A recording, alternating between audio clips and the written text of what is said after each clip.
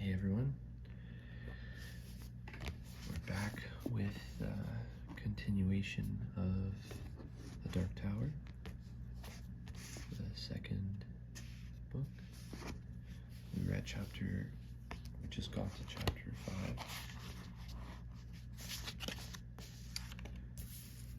So, here we go. Please subscribe. Alright. So what happened last time? He woke up on a beach and a huge monster crab was eating him, and he lost fingers and toes and stuff. Yeah. Alright, so yeah, I just pretty much woke up, so sorry if my voice is scratchy or whatever. What he had seen was the earth from some high, impossible distance in the sky, miles up it seemed. He had seen the shadows of clouds lying upon that earth, floating across it like dreams. He had seen what an eagle might see if one could fly thrice as high as an eagle could. To step through such a door would be to fall, screaming for what might be minutes, and to end by driving oneself deep into the earth. No, you saw more. He considered it as he sat stupidly on the sand in front of the closed door, with his wounded hand in his lap. The first faint traceries had appeared above his elbow now. The infection would reach his heart soon enough. No doubt about that. There was a voice of Court in his head. Listen to me, maggots. Listen for your lives. For that's what it could mean someday. You never see all that you see. One of the things they send you to me for is to show you what you don't see in what you see. What you don't see when you're scared or fighting or running or fucking. No man sees all that he sees, but before you're gunslingers, those of you who don't go west, that is, you'll see more in one single glance than some men see in a lifetime. And some of what you don't see in that glance, you'll see afterwards, in the eye of your memory. If you live long enough to remember that, if you live long enough to remember, that is. Because the difference between seeing and not seeing can be the difference between living and dying. He had seen the earth from this huge height, and it had somehow been more dizzying and disorienting than the vision of growth which had come upon him shortly before the end of his time with the man in black. Because he had seen through the door, because what he had seen through the door had been no vision, and what little remained of his attention had registered the fact that the land he was seeing was neither desert nor sea, but some green place of incredible lushness, with interstices of water that made him think it was a swamp. But what little remained of your attention, the voice of Court mimicked savagely. You saw more. Yes, he had seen white edges. Bravo, Roland, Court cried in his mind, and Roland seemed to feel the swat of that hard, calloused hand. He winced. He had been looking through a window. Gunslinger stood with an effort, reached forward, felt cold and burning lines of thin heat against his palm. He opened the door again. The view he had expected, that view of the earth from some horrendous, unimaginable height, was gone. He was looking at words he didn't understand. He almost understood them. It was as if the great letters had been twisted.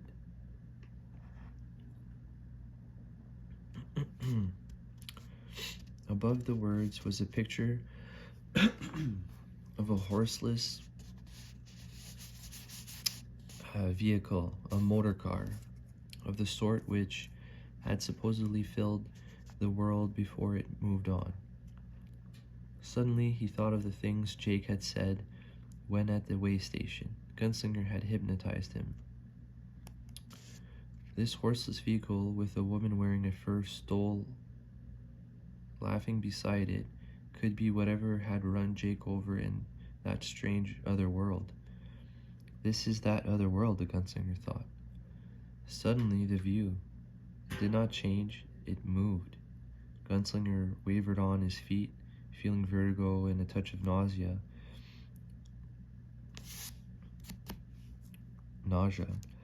The words in the picture descended, and now he saw an aisle with a double row of seats on the far side.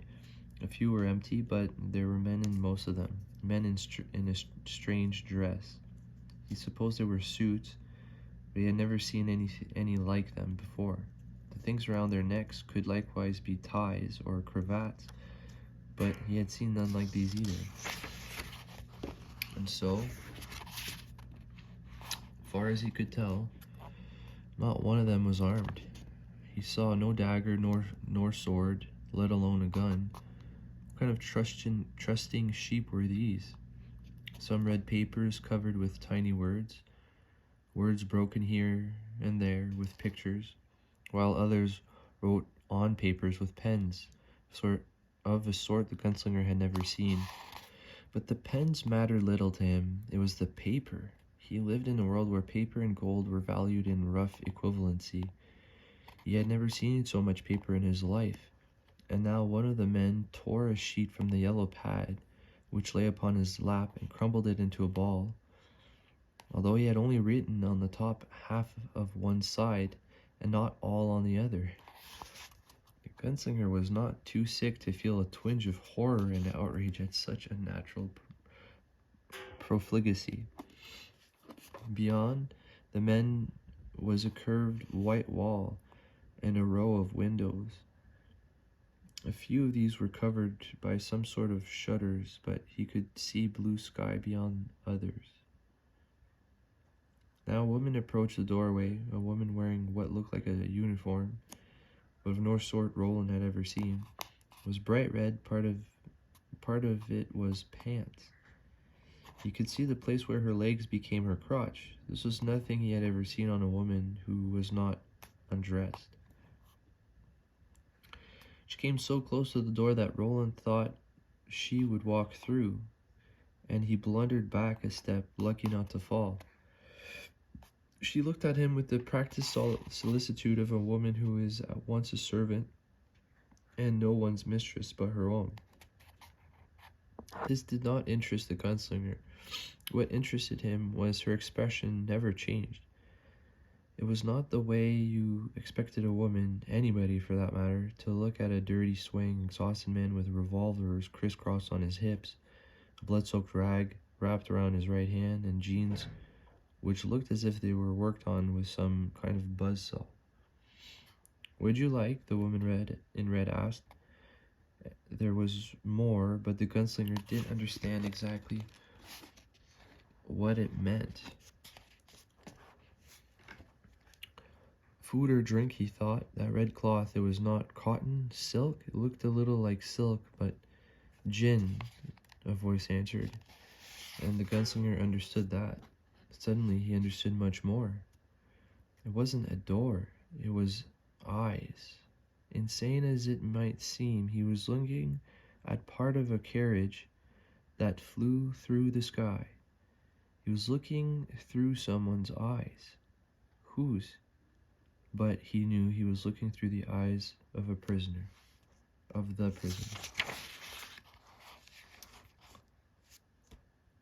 Oh, so that... Chapter 2. Okay, so I guess they're like sub-chapters? Okay. Okay.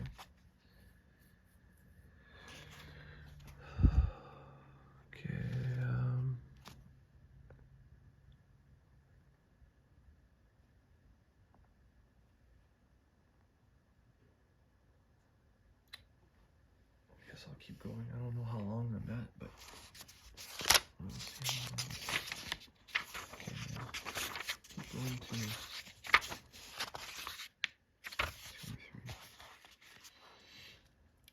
3. Alright, so as if to confirm this idea, mad as it was, what the gunslinger was looking at through the doorway suddenly rose and slid sidewards.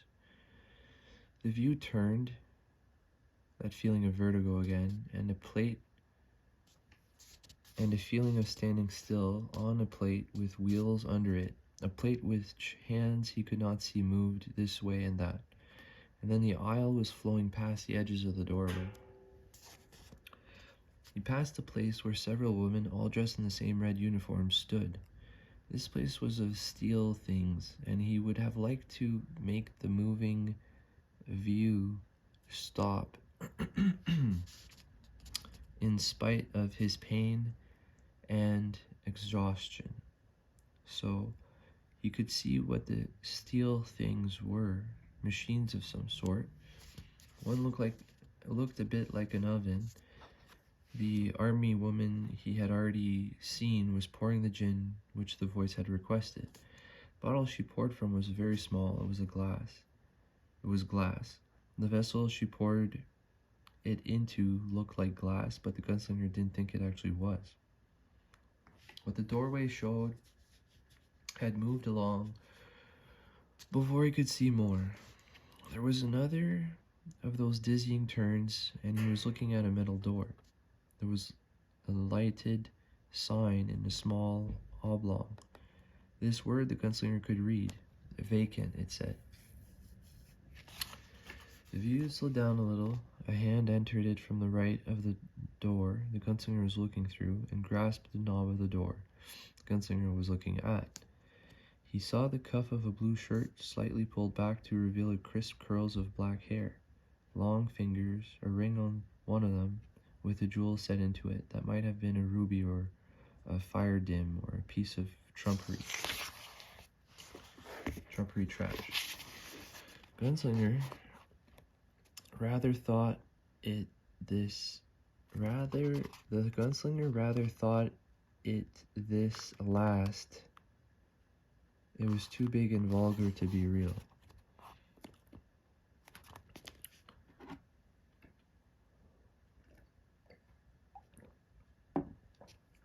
The metal door swung open, and the gunslinger was looking into the strangest privy he had ever seen. It was all metal. The edges of the metal door flowed past the edges of the door on the beach. Gunslinger heard the sound of it being closed and latched. He was spared another of those giddy spins, so he supposed the man through whose eyes he was watching must have reached behind himself to lock himself in. Then the view did turn, not all the way around but half, and he was looking into a mirror, seeing a face he had seen once before on a tarot card. The same dark eyes and spill of dark hair. The face was calm but pale, and in the eyes through which he saw now reflected back at him, Roland saw some of the dread and horror of that babooed written creature on the tarot card. The man was shaking. He's sick too. Then he remembered Nort, the weed eater in Tull. He thought of the oracle. A demon has infested him. The gunslinger suddenly thought he might know what heroin was after all, something like the devil grass. A trifle upsetting, isn't he? Without thought, with the simple resolve that had made him the last of them all, the last to continue marching and on long after Cuthbert and the others had died or given up idea of the tower, with the single-minded, incurious resolve that had driven him across the desert all the years before the desert in the wake of the man in black, the gunslinger stepped through the doorway.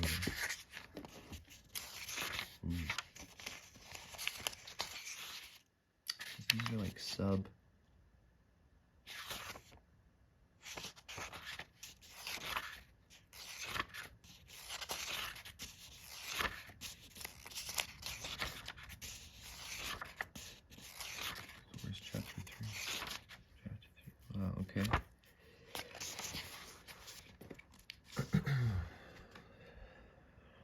Eddie ordered a gin and tonic. Maybe not such a good idea to be going into New York Customs drunk. And he knew once he got started, he would just keep on going. But he had to have something. When you got to get down and you can't find the elevator, Henry had told him once, you've got to do it any way you can, even if it's only with a shovel. Then after he'd given his order and the stewardess had left, he started to feel like he was going to vomit. Not for sure going to vomit, only maybe. But it was better to be safe.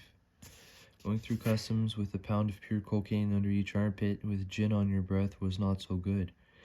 Going through customs that way with puke drying on your pants would be a disaster. So better to be safe. The feeling would probably pass, it usually did, but better to be safe. Trouble was, he was going cool turkey. Cool, not cold. More words of wisdom from the great sage and eminent junkie Henry Dean. I had been sitting on a penthouse balcony of the Regency Tower, not quite on the nod, but edging towards it. The sun warm on their faces, done up so good. Back in the good old days when Eddie had just started to snort the stuff and Henry himself had yet to pick up the first needle. Everybody talks about going cold turkey, Henry had said, but before you get there, you gotta go cool turkey. And Eddie, stoned out of his mind, had crackled madly, because he knew exactly what Henry was talking about. Henry, however, had not so much as cracked a smile. In some ways, cool turkey's worse than cold turkey, Henry said. At least when you make it cold turkey, you know you're gonna puke. You know you're going to shake. You know you're gonna sweat. Until it feels like drowning in it. Cool turkey is like the curse of expectation. Eddie remembered asking Henry what you called it when a needle freak, which in those dim dead days, which must have been all of 16 months ago, they had both solemnly assured themselves they would never become, got a hot shot. You call that baked turkey, Henry had replied promptly, and then had looked surprised, the way a person does when he said something that turned out to be a lot funnier than he actually thought it would be. They looked at each other, and then they were both howling with laughter and clutching each other. Baked turkey, pretty funny, not so funny now. Eddie walked up with the aisle past the galley to the head, checked the sign vacant, and opened the door. Hey Henry, old great sage and eminent junkie big brother, while we're on the subject of our feathered friend, you want to hear my definition of cooked goose? That's when the customs guy at Kennedy decides there's something a little funny about the way you look, or it's one of those days when they got the dogs with PhD noses out there instead of Port Authority, and they all start to bark and pee all over the floor. When it's you, they're all just about strangling themselves on their choke chains trying to get to. After the custom guy toss all your luggage, they take you into the little room and ask if you'd mind taking off your shirt. And you say, yeah, I sure would. I'd mind like hell. I picked up a little cold down in the Bahamas and the air conditioning in here is real high. And I'm afraid it might turn into pneumonia. They said, oh, is that so? Do you always sweat like that when the air conditioning's too high, Mr. Dean? You do? Well, excuse us to hell. Now do it, and you do it. And they say maybe you better take off the t-shirt too, because you look like maybe you got some kind of medical problem, buddy. Those bulges under your pits look like maybe they could be some kind of lymphatic tumors or something. And you don't even bother to say anything else. It's like a center fielder who doesn't even bother to chase the ball when it's a bit a certain way. He just turns around and watches it go into the upper deck, because when it's gone, it's gone. So you take off the t-shirt, and hey, looky there, you're some lucky kid. Those aren't tumors, unless they're what you might call tumors on the corpus of society, yuck, yuck, yuck. Those things look like a couple of baggies held there with strapping tape. And by the way, don't worry about that smell, son. That's just goose. It's cooked. He reached behind him, pulled the locking knob, and the lights in his head brightened. The sound of the motors was a soft drone. He turned towards the mirror, wanting to see how bad he looked, and suddenly a terrible, pervasive feeling swept over him. A feeling of being watched. Hey, come on, quit it, he thought uneasily. You're supposed to be the most unparanoid guy in the world. That's why they sent you. That's why. But it suddenly seemed those were not his own eyes in the mirror, not Eddie Dean's hazel, almost green eyes that had melted so many hearts and allowed him to part so many pretty sets of legs during the last third of his 21 years. Not his eyes, but those of a stranger. Not hazel, but a blue, the color of fading Levi's. Eyes that were chilly, precise, unexpected marvels of calibration. Bombardier's eyes. Reflected in them, he clearly saw a seagull swooping down over a breaking wave and snatching something from it. He had time to think, what in God's name is this shit? And then he knew it wasn't going to pass. He was going to throw up after all. In the half second before he did, in the half second he went on looking in the mirror, he saw those blue eyes disappear. But before that happened, there was suddenly the feeling of being two people, of being possessed, like the little girl in The Exorcist. Clearly he felt a new mind inside his own mind, and heard a thought not as his own thought, but more like a voice from a radio. I've come through. I'm in the sky carriage. There was something else, but Eddie didn't hear it.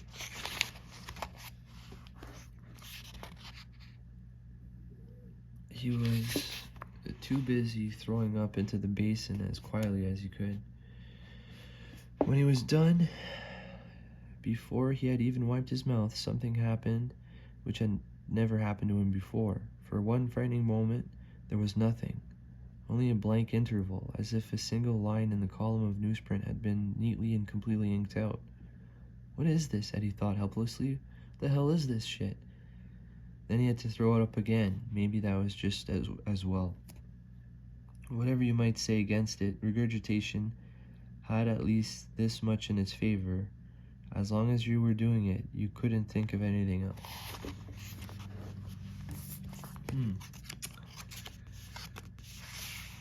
So I guess it's gonna be him in the other world, like in our world now. Seeing through someone else's eyes. Kind of weird. But we'll see where it goes. Alright, well, hope you guys enjoyed this installment. And hopefully see you guys in the next one. Take care. Peace out.